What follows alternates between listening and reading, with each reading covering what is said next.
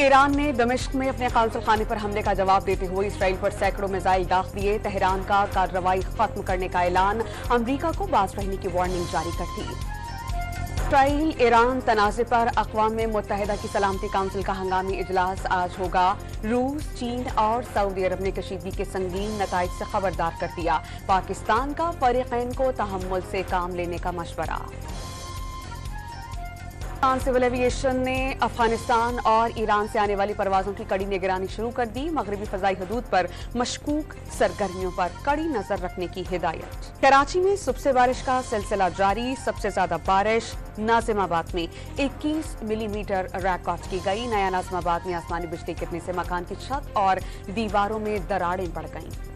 जनूबी पंजाब में आसमानी बिजली गिरने से अमवात की तादाद 21 हो गई। 5 अफराद जख्मी। जाम हक होने वालों में 9 मर्द, 5 खवातीन, 7 बच्चे शामिल। सानह नाश्ती के 6 मकतूलीन की मैयतें आबाई शहर मंडी बहाउद्दीन पहुंचा दी गईं। कला दीदार सिंह के राना शाहजेब की नमाज जनाजा अदा।